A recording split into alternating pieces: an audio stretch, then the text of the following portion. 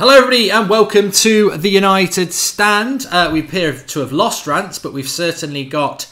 Oh, he is here. He's here. He's there. He's plugged the phone in charger. He's got to be here. There's a reason he's got to be here. But Soph is here as well. Welcome to the show, Sophie. Hi Emma, thank you. Hello everyone.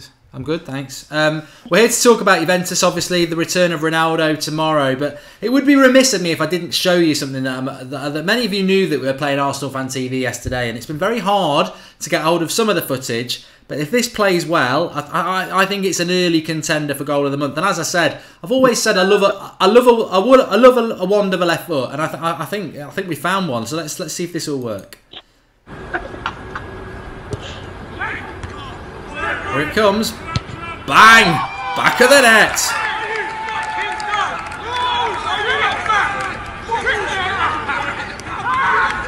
There it is.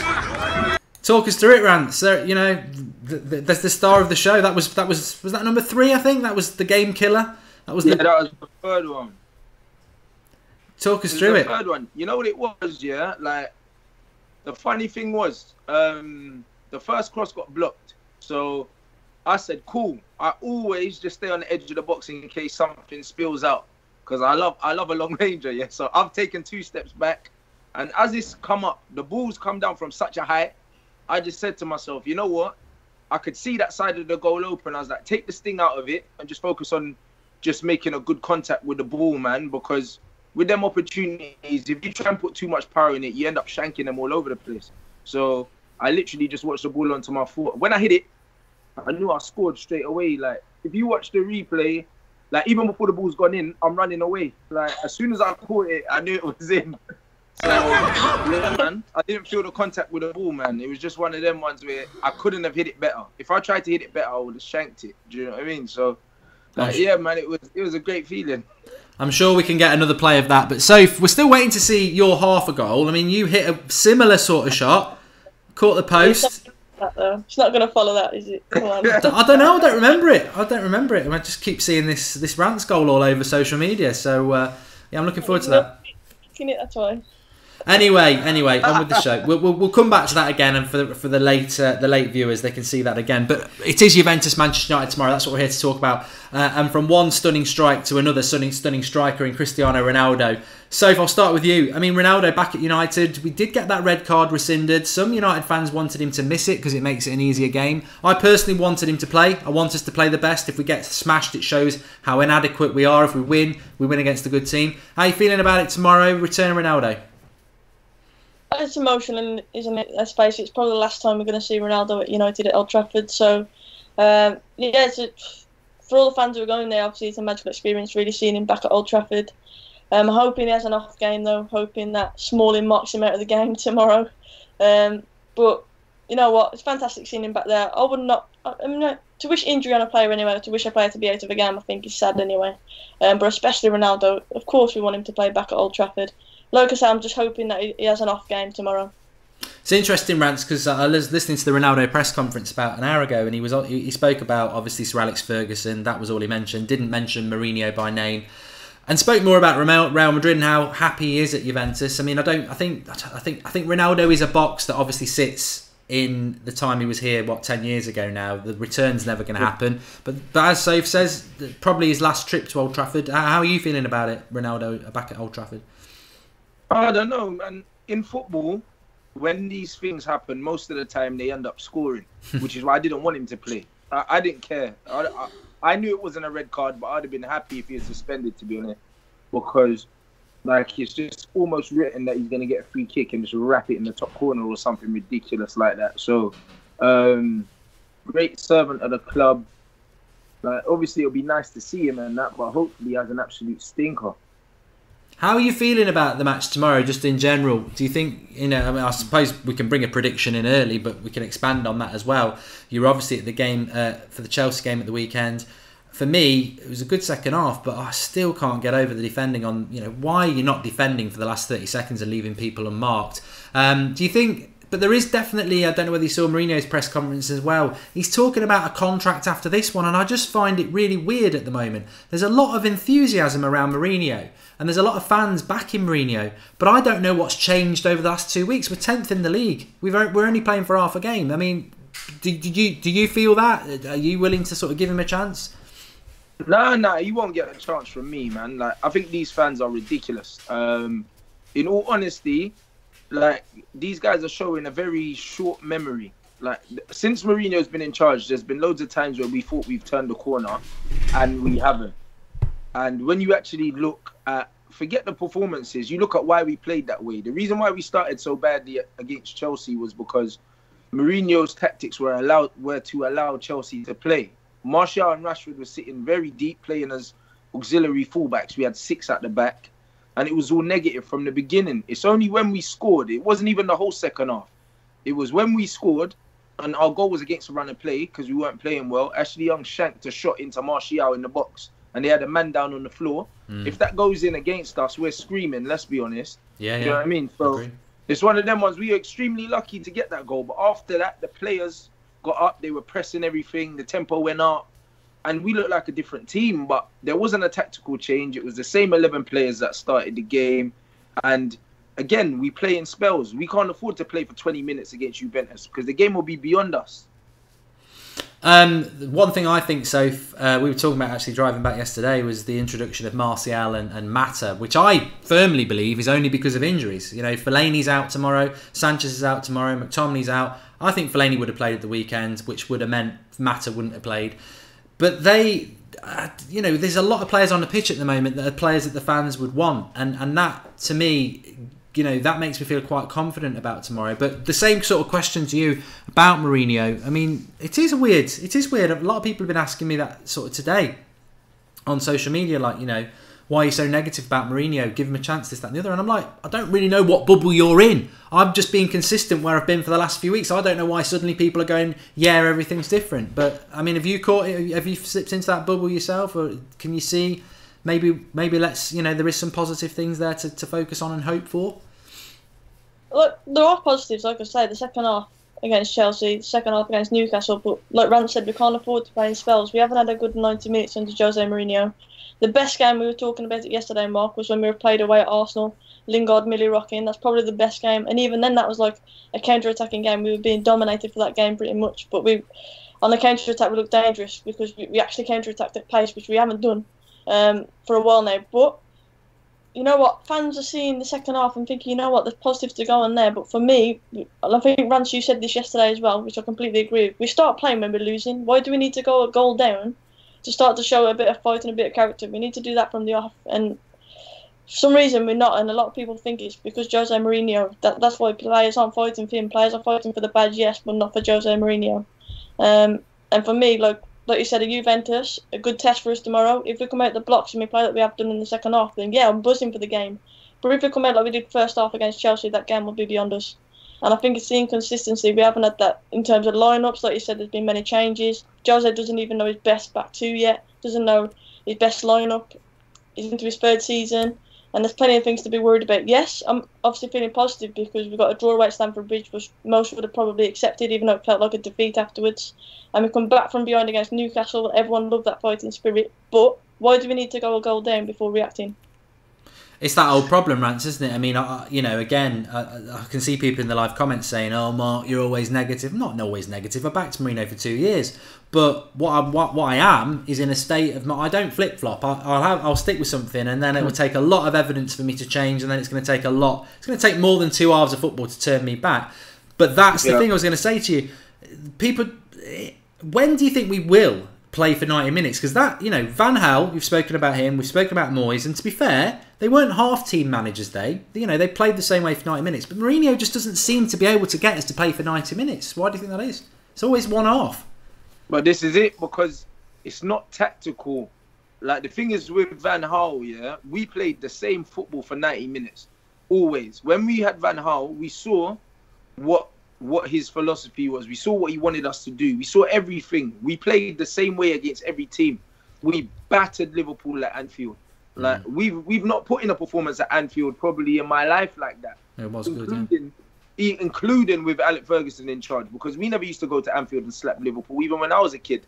John Arnorisa used to shit on us on fucking Danny Murphy, man. Do you know what I mean? So, that, like, we never used to batter Liverpool at their place, man. We absolutely pissed all over them. Like, that's one of my favourite games in recent times. Post to Alex Ferguson is probably my favourite game that I've seen us play. We killed Liverpool. And the thing is, we kept the ball under Van Gaal. We didn't have the quality in the final third to kill teams off, but we would keep the ball away from them. Like, we'll pass you to sleep under him. At least we knew kind of what we were trying to do. Under Mourinho, how we play very much depends on what 11 he picks, because it doesn't seem like we have a plan. It seems like he leaves it down to the players when they've got the ball going forward to just make something happen. Luckily, Martial seems to be making things happen on his own now, and we've got Paul Pogba that can always do something, like the assist for Fred that he played. Matt has got individual brilliance that he can do stuff, but it's too much relying on individuals, man. And like, for me, like what's the point in having a coach then, if that's the point? Like, we're just not very well drilled attacking or defensively at the moment. He's supposed to be a defensive manager, but we can't keep a clean sheet either. So I don't know what he's doing anymore. It is interesting. You know what? The Newcastle game was just gung-ho. Fair enough. It was entertaining. And then the Chelsea game, you've got some fans, Sophie, saying, you know, give them some respect. They played well. And I'm like, did you watch the first half, or were you having a late lunch? You know, the second half was good. Asleep. Yeah. I was falling asleep when I was in the stadium. I got people saying that the first half was boring, too slow. I got people saying, "Oh, you're a plastic red. You're not a top red because we're only 1-0 down." But it's not papering over the cracks. A good second half performance for me. I'm not forgetting what's just happened in the 45 minutes before. It's looking at attack versus defense. Yeah, it's looking at Chelsea. Didn't have someone over than Morata up front, because guarantee would have been more than one down in that game. Yeah, absolutely. It felt like an exhibition game. It was a slow tempo game. They were playing possession football and just bopping it around us. First half, like, I don't even think we got out of our half. Like, it was terrible. There's one Lukaku header. That was it. Yeah. That's it. Like, I was literally behind the goal, because I was behind the goal that Martial scored both the goals in. So they were shooting towards us first half, and literally all the action was in front of us. Like, I was literally just falling asleep. They were knocking the ball around in front of our back four all day. There was no pace. There was no tempo. David Luiz was breaking out from centre-back and getting to the edge of our area. No one was pressing him or anything. It was a complete shambles. And because we finished the game and so much happened, people have forgotten that the previous 60 minutes was absolutely shambolic. Score prediction tomorrow, Soph. I mean, well, not even a score prediction. You don't have to give that if you can't be that accurate. But how are you feeling about it? I think it's going to be a tight game. But you know what? I would not be surprised if Mourinho pulls something at the bag tomorrow. I'm going to say 2-1 to United. Yeah, I agree. I do. I've been saying for quite a while, Rance. I mean, I watch a lot of Italian football. It is slower than the Premier League. And I just feel that Mourinho can't pick the team he wants to pick. I mean, we're going to go through that in a minute, but he can't pick the team he wants to pick. He's got to pick Mata and Martial. And I think when you put those two players on the pitch with Pogba, we automatically play better. So by default, I think he's fallen into a situation where I do think we'll win tomorrow. I think we can win tomorrow. I have to see how we start before I can make a judgment, because if we start the way we started against Chelsea, the game will be beyond us before half time. You know what I mean? Like, absolutely. There's no way we can sit off Juventus with the likes of Dybala and Ronaldo and think that we're just going to allow them to have the ball and they're not going to punish us. They will punish us. Douglas Costa as well. I know he's had the spit scandal, but apparently he's able to play, and he's a very good player as well. They've got some Bernardeschi. I don't know whether he'll play as well. They've got some good flair players and a very good defence as well. I mean, Alexandre, we thought he was going to be at United.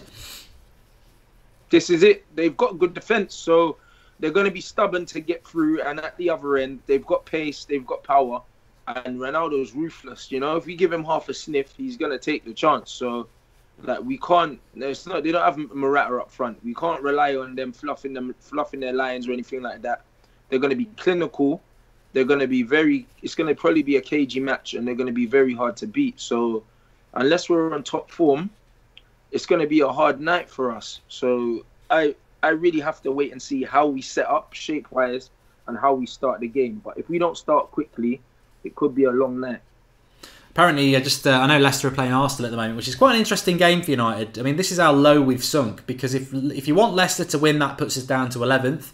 If you want Arsenal to win, we've got to listen to them being however many points. So United's season's so bad at the moment, we're hoping for a Leicester-Arsenal draw. I mean, that's how low we are. But apparently Leicester should have just had a penalty, which is a shame. I think we need a Leicester win tonight just to cheer DT up, so he's got something to shout about, because he's had a bad 24 hours. But let's go. I want to go through this sort of predicted lineup, and I'm going to shout a team out, and then either of you two, if you disagree, can have your say. But what I want to talk about first, and I'll ask you first, Sophie, because I think Rance's interesting reply will be interesting. Lukaku at the moment, would you keep sticking with him, considering Sanchez is injured? I suppose we've got to, but are you happy with him at the moment? What are your thoughts on Lukaku? I would put Flex on instead of him, to be honest, based on yesterday's performance, to be fair. But now, look, I said for me, Lukaku is not a United player. I do feel for him sometimes because you don't play to his strengths, he doesn't have service, but his first touch is shocking at times. He needs to hold the ball up so players can support him. He doesn't do that enough. His movement as well, he just stands there for me. He doesn't move enough. So if I was in charge, I would drop Lukaku, but no doubt he'll play tomorrow, that's for sure.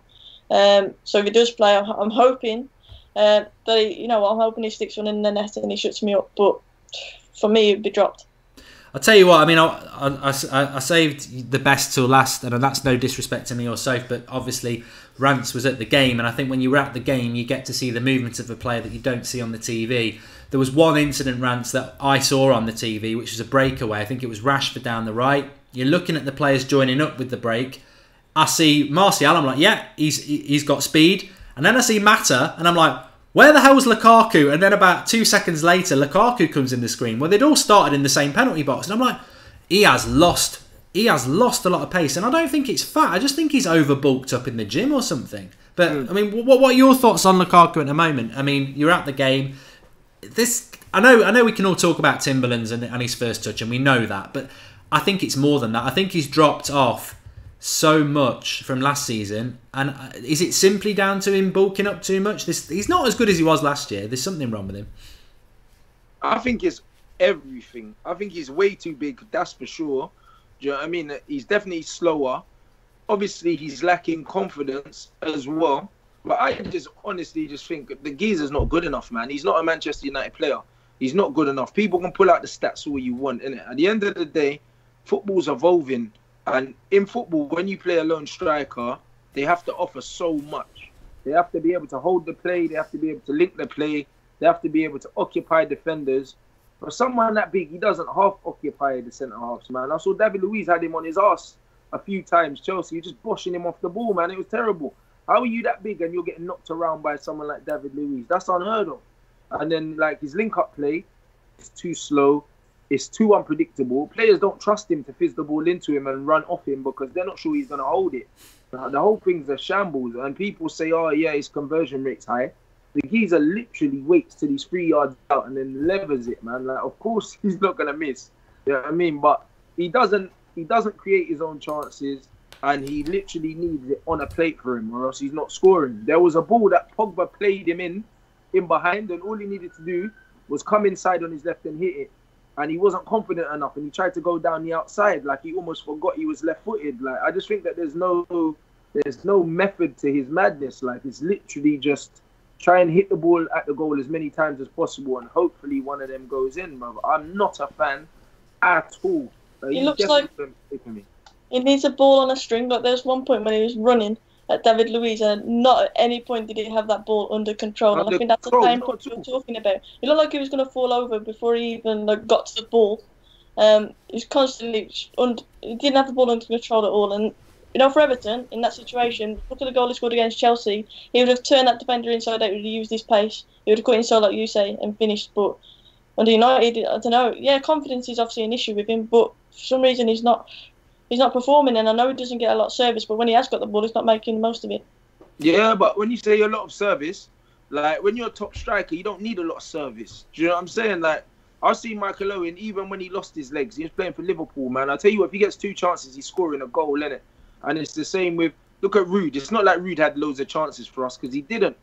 Because if he did, he would score 60 goals a season because Ruud don't really miss. Do you know what I mean? So, like, it's not like Ruud Van Nistelrooy was missing 4 or 5 chances. People go on like our strikers that scored loads of goals miss loads of chances.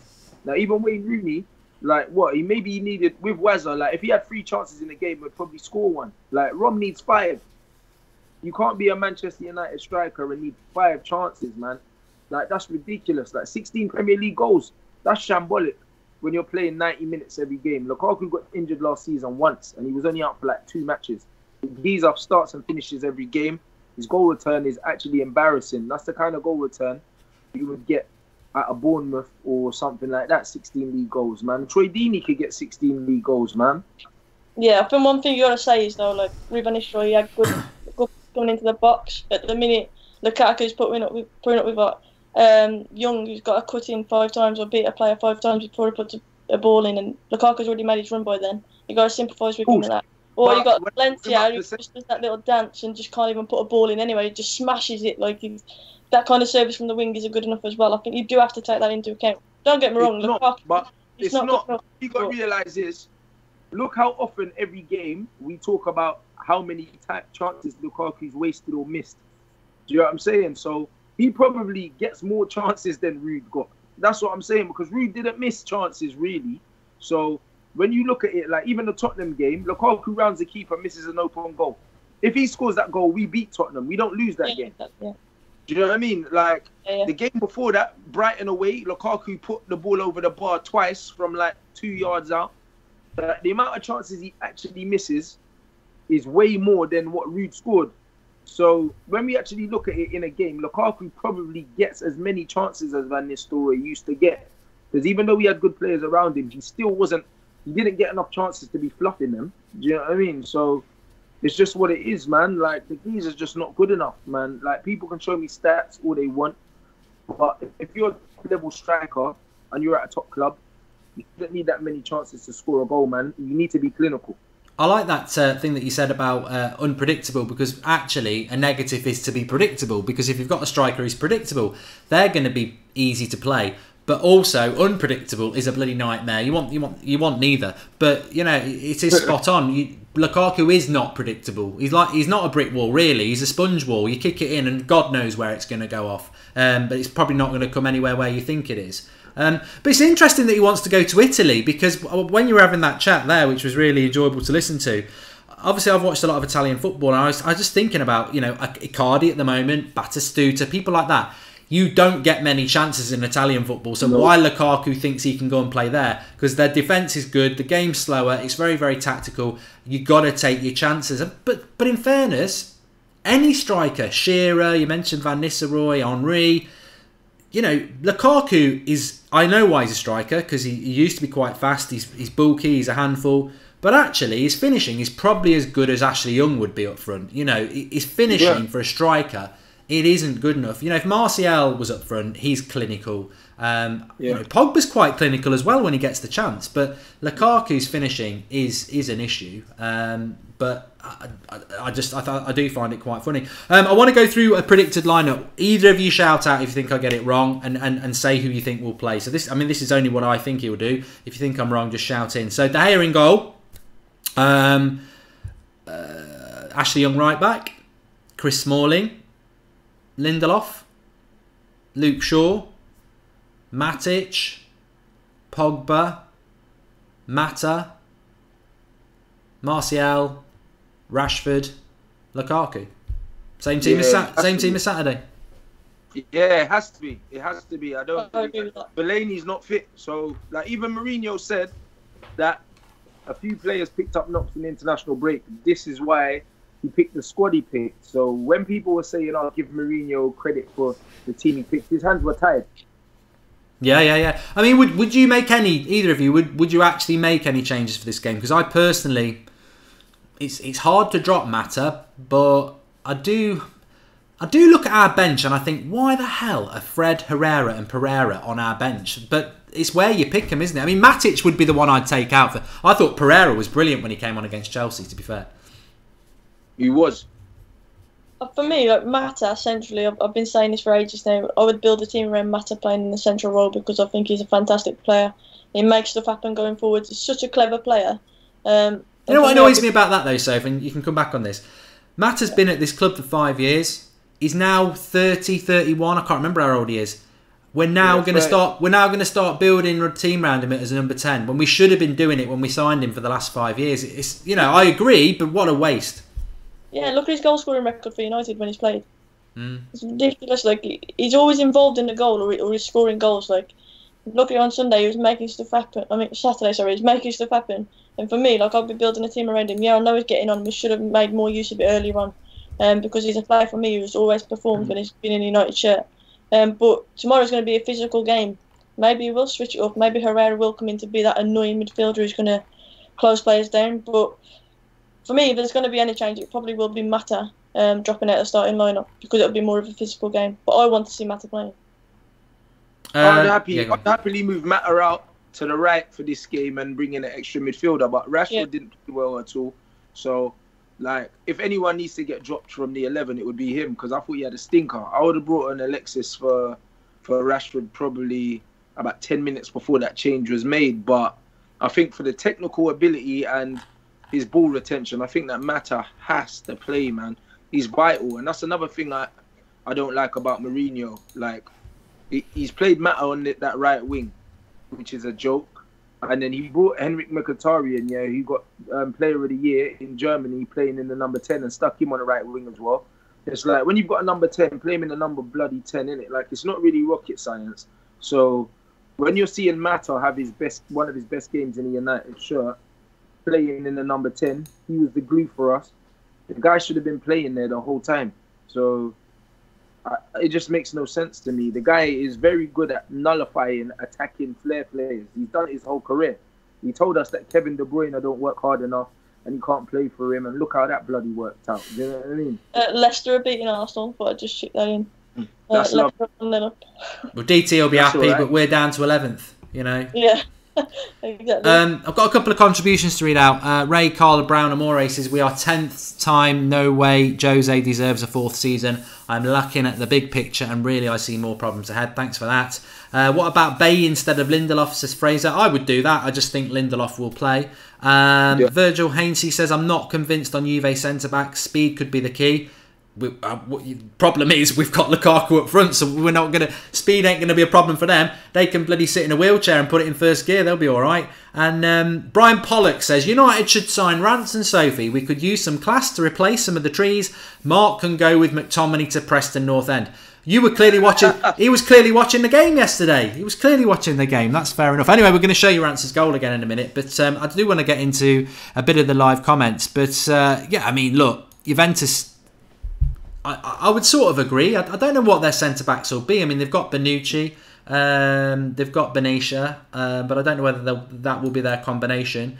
But look, they won't. They're not going to play a high line. That's not what the Italians do anyway. So I wouldn't worry. They don't play a high line, which is why when you're in Italy, you need to be a cute, clever kind of player. That's why Lukaku is all wrong for that league. It doesn't make sense. You know what I'm saying? It doesn't make sense. You need to be cute. Give and goes around the box. They're not going to play a high line. They're going to sit deep. They're going to be compact. And they're going to try and stifle you. And they're going to try and crowd you out. That's how Italian teams always play. The best way to beat Italian teams is to move the ball quickly. And we don't do that, unfortunately. That's why I'm worried. Because when Arsenal went to the San Siro and shit all over AC Milan, it's because they were moving the ball quickly and they didn't know how to deal with it. Is a question here. I mean, I'll let you just answer this, Rance, because you sort of already have very quickly. Alfie Thomas says, what do you think of Rashford on the right so far?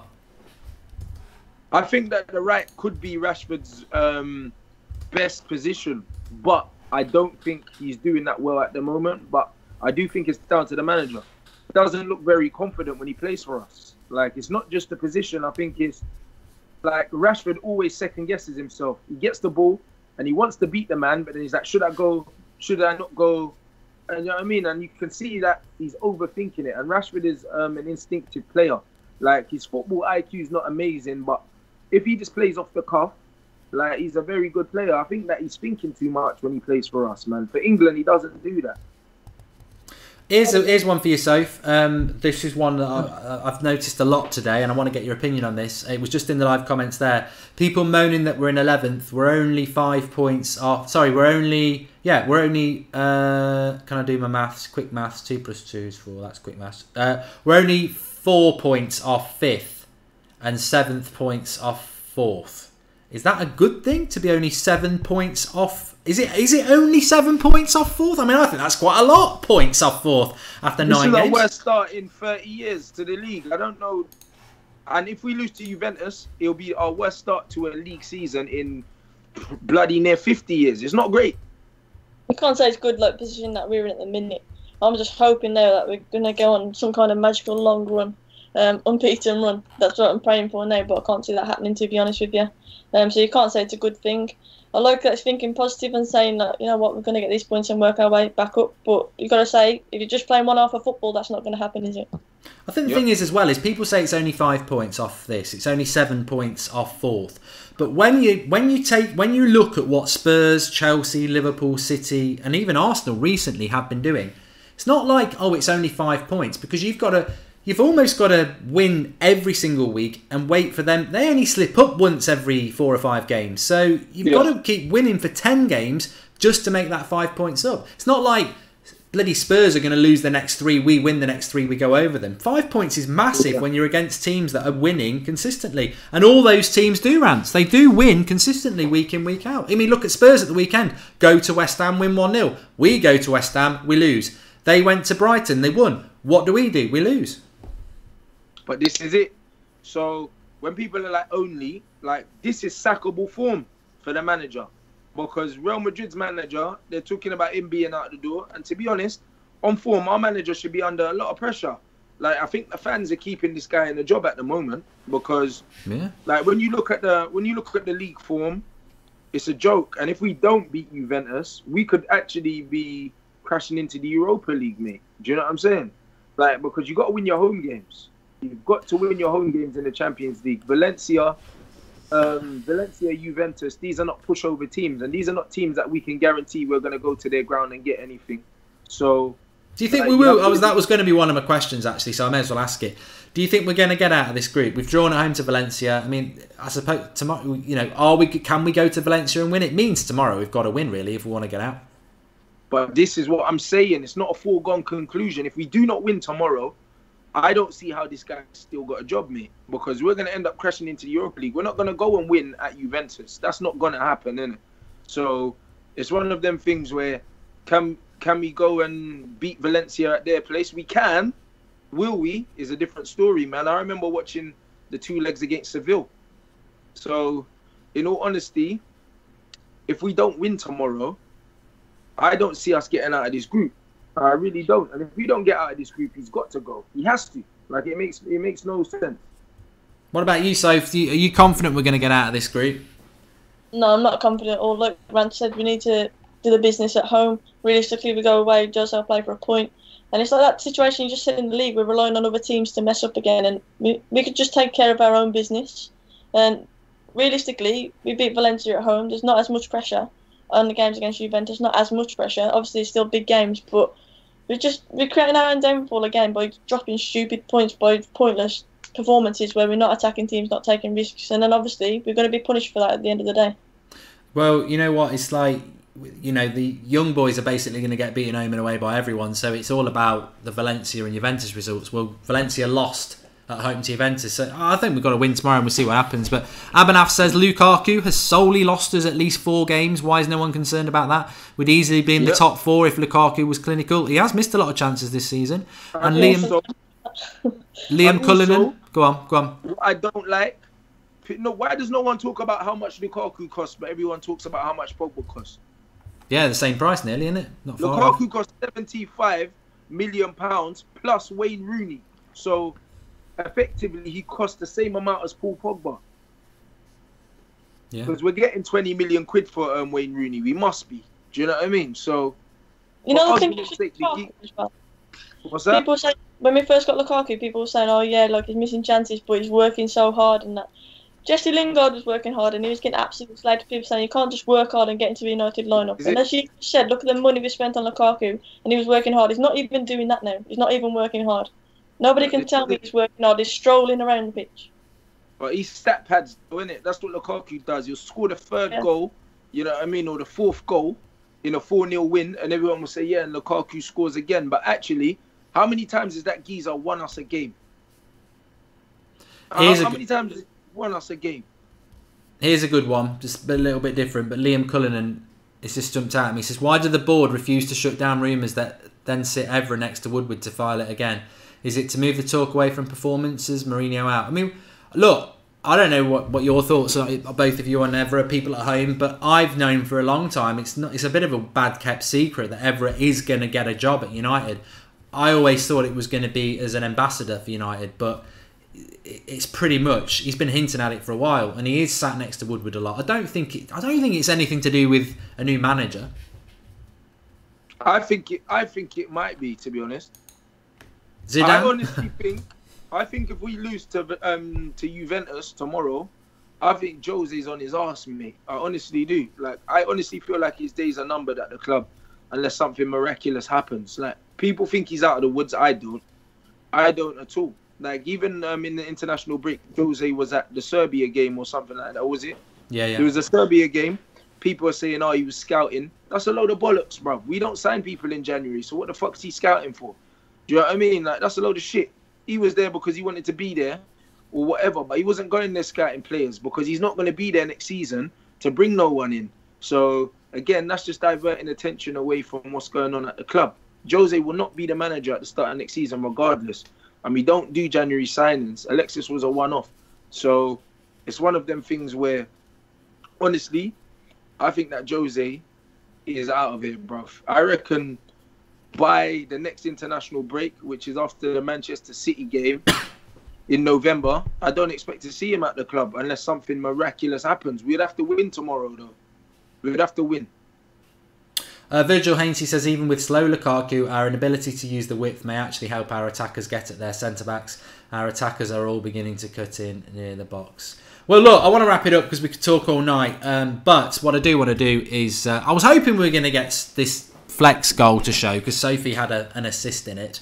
But we'll show you the Rants goal again because I can see people in the live comments, where have you been for 24 hours? They're like, did you beat Arsenal Fan TV? Did we beat Arsenal Fan TV? What do you think? 3-1, and they had to get people sent off to not play the second half. But there were 4 regulars on the pitch, and Soph, Rants and Flex were all heavily involved in the goals, and we have got the footage of Rance's goal if you missed it, and hopefully I can play it again. That's the aftermath. Here it is, cross from the left, watch the rest. Here it comes, bang.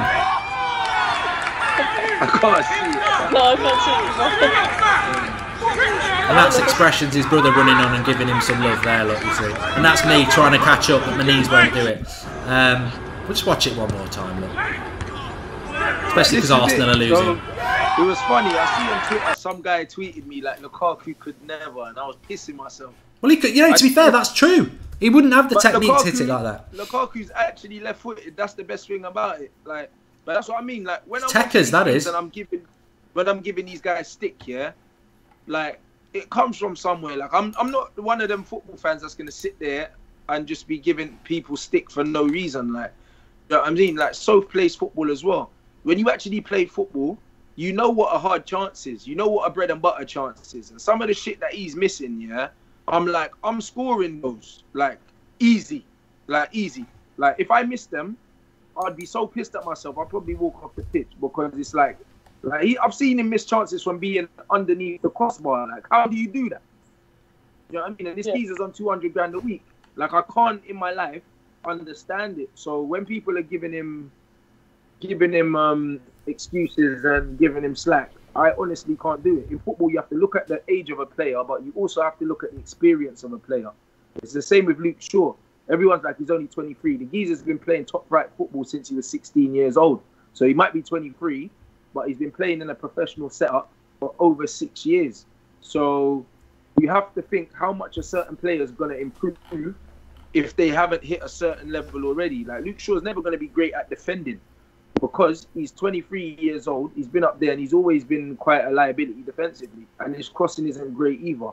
Do you know what I mean? When I look at Lukaku, I'm like, if you can't control a ball at 25 years old and you've been playing top level in Europe, because even when in Belgium, he was playing first team football at 16.